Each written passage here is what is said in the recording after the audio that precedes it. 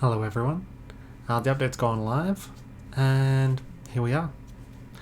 So let's take a quick look at one of the most important things that a lot of people are interested in, which is Shadow Lugia. So currently it's not actually attainable in the game. There are no events or methods of attainment presently, but it has been added. So if we go to the Pokedex, we scroll over to I think Gold Pokemon and scroll all the way to the bottom, we have the 4 new Pokemon being Alcremie, Morpeko, and a second form of Morpeko. But what we're interested in is Shadow Lugia. So let's take a quick look at the various different stats and abilities of Shadow Lugia. So looking at the generic stats, it primarily focuses on special attack with moderately high special defense and physical defense. That is a bad omen. That is a very bad omen.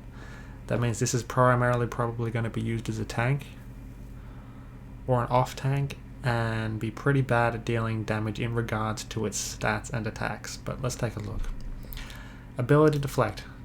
Every time being attacked increases its special attack by 6% of its special defense and deals true damage 6% of its special attack to the damage origin. When it survives and an ally dies every time, recovers HP 30% of its physical defense and 75 SP to the rest allies. When one enemy dies, deal true damage 15% of speed to the rest of enemies. Now I'm assuming that this, along with a lot of other aspects of the game, are translated from, let's say, Chinese to English, so it can be confusing and convoluted at times as it's badly translated, to be honest. So let's look at the specials, which are the attacks. We have Foul Play, 30 power, 75 cost, single target. Attack single enemy, dealing higher damage based on target attack. So this could be good if you had a high speed Lugia versus a high physical attack opponent. But in play it's probably not going to be that great. So let's look at the second ability being Hurricane. So we had a dark ability and now we have a wind one. Or flying. Once again, 75 power, 65 cost, and it's a crowd ability, so it attacks 4 enemies with a chance of confusing the targets. This is like Dark Mewtwo's or Black Mewtwo's ability of attacking enemies and confusing targets, but this isn't, it doesn't have a fixed percentage in the description, so this could be hit or miss as to whether it's good or not, depending on how, frequent it can confuse targets. Then we have Air Slash, 60 power, 60 cost, another crowd ability. Attacks 3 enemies, dealing extra 6% of special attack as true damage. That's just a generic attack ability and AoE, so nothing too impressive there. Then we have Taunt. 0 power, 65 cost, and a crowd ability, so this one doesn't deal any direct damage. 80% chance to taunt 3 enemy units, reducing their attack by 15% for 1 round. This is bad. It just is. This is a horrible ability. So, that's junk. Then we have the Awakening abilities. In general, these are good across every Pokemon. Attack 4 enemies. Chance to decrease target hit. That's not very helpful, to be honest, because accuracy doesn't play a huge role in this game. Then we have Aeroblast. Shoot Energy Vortex to attack. Easy to crit. Chance to increase self-defense and physical defense. I don't like the wording of some of these attacks because they have chance to increase. Well, what is the chance? Easy to crit. What is the chance of critting? Or what does it increase your crit chance of the attack by? It's these bad wording kind of descriptions that you see throughout the game that make various things confusing, like with the coupons. Then we have Malicious Moonsault. That's an odd name. Uses its will to conjure a Dark Clone, which slams into the opponent, dealing true damage by 20% of special attack. Extremely easy to see the enemy's weakness. Now once again, this is probably crit, but it doesn't state a percentage, again.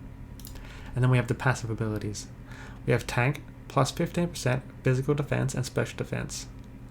And we have attacks have a 20% chance of confusing the target for 2 rounds. Both of these are quite good overall. The confusion one is very nice, as you don't necessarily need to use the confusion attacks, and you could use, let's say, Air Slash with a chance of confusing. But more importantly, you have the tank ability Awakening 1.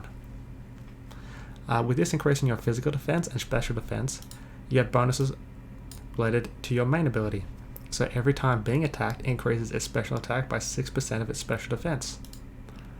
So that just carries into it. Once again, you have a high special defense and physical defense stat. They're your two highest.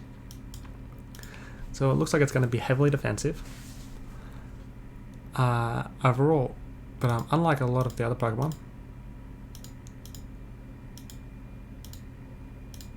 a smidge higher at 1080. It's an SS+. We've looked at its details and we've read its ability. But when you click the Obtain button, you see Gacha and Dungeon Autoplay. Neither of these allow you to attain a Pokemon. This is important to note. So obviously I can't check all of the autoplay maps as I haven't unlocked all of them. And I don't think anyone has, actually. So I can't check what ones it could be potentially attained from. But it's obviously not attainable in Gacha because we can see the rewards available. So if I click on Pokemon in the generic one, there's nothing in here. These are all junk things. You only complete this each day in order to do your daily quest. We have the advanced Gacha. In this thing, orange Pokemon all trash, purple Pokemon all trash, blue Pokemon all trash. And then we have the reds. Of the reds, there's 3 or 4 okay ones. Like Shiny Gengar is pretty decent. My Shadow's decent for confusion. So is Slacking for confusion, as they both use the attack Thrash. But beyond that, almost all of these Pokemon are placeholders and have no real viability. And lastly is the Friendship Gacha. Once again, this, like the others, have no rewards in them. These are all junk. There is absolutely nothing in here. You can only attain up to orange Pokemon, and of these orange Pokemon, 0 have any viability in the game, regardless of how you upgrade them or evolve them. So that's an important thing to note. So I'm going to end this video here. Just wanted to give you guys an update in regards to the Shadow Lugia that's been added. We'll have to wait a little bit and find out how it's attainable. I'm assuming it'll be in a paid event. Probably one like... Do I have one available to show you? Not consumption. I think it'll be like a cross-server recharge event or something similar. But overall, this Pokemon will not be attainable for 99.5% of the player base, like a lot of other things. But this one will be a reach for a lot of people. So that's it for now. So thank you everyone for watching, and goodbye.